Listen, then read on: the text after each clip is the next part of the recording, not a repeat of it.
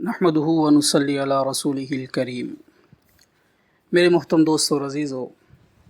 انسان کی زندگی مختلف حالات کا مجموعہ ہے، کبھی خوشی، کبھی غم، کبھی تنگ دستی، کبھی خوشحالی، کبھی صحت، کبھی بیماری۔ تو اللہ کے نبی صلی اللہ علیہ وسلم نے فرمایا کہ مومن کے تو ہر حال میں مزے ہی مزے ہیں۔ اگر یہ خوشی کی حالت میں ہے، اس کو کوئی نعمت ملتی ہے، اس کو اللہ کی طرف سے کوئی انعام ملتا ہے تو یہ شکر کرتا ہے، ثواب کا مستحق ہوتا ہے۔ جب کسی پریشانی میں، مصیبت میں، بیماری میں مبتلا ہوتا ہے تو صبر کرتا ہے تو پھر ثواب کا مستحق بنتا ہے۔ لیکن میرے محترم دوستو، حالات کے آنے پر، مصائب کے آنے پر، بیماری کے آنے پر، تنگ دستی کے آنے پر اگر ہم وہ اسباب اپنائیں اور وہ اعمال اپنائیں جو اللہ اور اس کے رسول نے ہمیں بتائے ہیں تو میرے محترم دوستو، ہمارا ہر حال خیر سے خالی نہیں ہے، ہر حال میں ہمارے مزے ہی مزے ہیں۔ لیکن ہم پریشانی سے مزید پریشان کب بنتے ہیں، مزید پریشانی ہمارا مقدر کب بنتی ہے، مزید تنگ دستی کی دلدل میں ہم کب دھنستے ہیں، جب ہم اللہ اور اس کے رسول کے بتائے ہوئے اعمال کو چھوڑ کر اپنے ذہن سے اخذ کیے ہوئے بنائے ہوئے طریقوں کو اور اسباب کو اختیار کرتے ہیں، تو ہم مزید پریشانیوں کی، مصائب کی، بیماریوں کی دلدل میں دھنستے چلے جاتے ہیں۔ تو کامیاب انسان وہ ہے، اللہ نے جیسے فرمایا وَمَن يُطِعِ اللَّهَ وَرَسُولَهُ فَقَدْ فَازَ فَوْزًا عَظِيمًا، کہ جو اللہ اور اس کے رسول کی اطاعت کرے گا وہ کامیاب ہوگا، وہ کامیاب ہوگا۔ تو اب بیماری کے حالات آئیں، پریشانی کے حالات آئیں، تنگ دستی کے حالات آئیں تو اللہ کے نبی صلی اللہ علیہ وسلم کی زندگی ہمارے لیے بہترین نمونہ ہے کہ ان حالات میں ہم نے کیا کرنا ہے، ان حالات سے کیسے باہر نکلنا ہے اور ان حالات پر کیسے قابو پانا ہے۔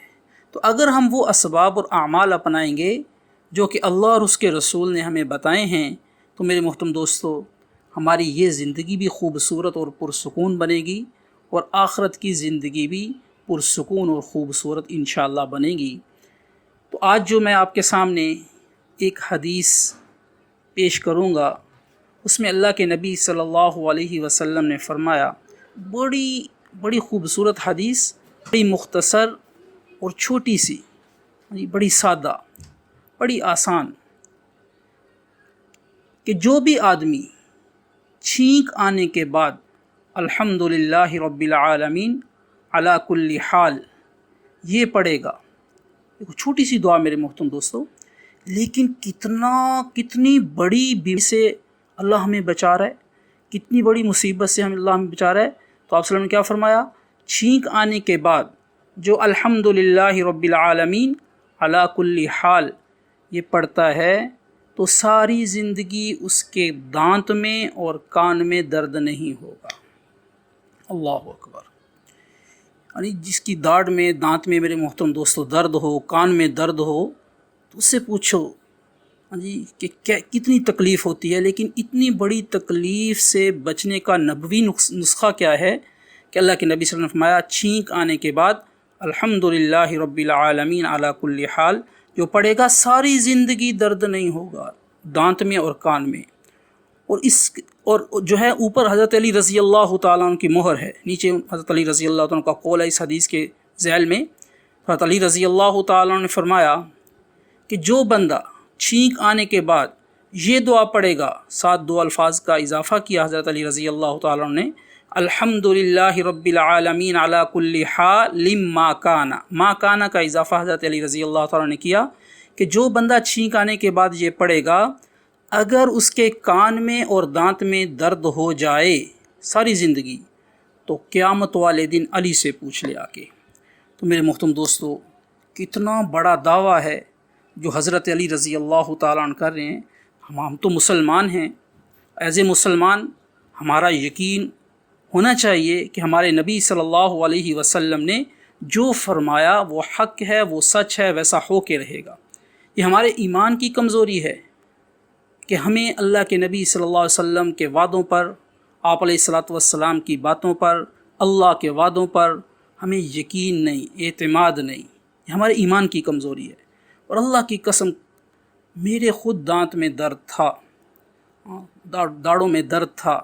جب سے میں نے 17 سال ہو گئے جب سے میں نے یہ حدیث سنی، پڑھی، میں نے پڑھنا شروع کیا الحمدللہ، تو آج تک مجھے ایک گولی کھانے کی بھی ضرورت نہیں پڑی۔ تو اس لیے میرے محترم دوستو، اللہ اور اس کے رسول کو راضی کرنے کے لیے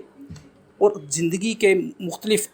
حالات سے نکلنے کے لیے اور بیماریوں سے بچنے کے لیے اگر ہم آپ علیہ الصلاۃ والسلام کی مبارک اور خوبصورت دعاؤں کا اہتمام کریں گے تو اللہ تعالی ہمیں زندگی کی ہر پریشانی سے نکالے گا۔ اور یہ وہ دعائیں ہیں کہ جنہوں نے قبولیت کے راستے دیکھے ہوئے ہیں، اللہ کے نبی صلی اللہ علیہ وسلم کی زبان مبارک سے نکلی ہوئی دعائیں، اگر ہم ان کا اہتمام کریں گے تو ہماری زندگی خوبصورت بنے گی اور ہماری آخرت بھی خوبصورت بنے گی، کیونکہ ان دعاؤں کے اہتمام سے اللہ ہمیں اجر عظیم دے گا۔ اللہ ہمیں اس پر عمل کرنے کی توفیق عطا فرمائے۔ وما علینا الا البلاغ۔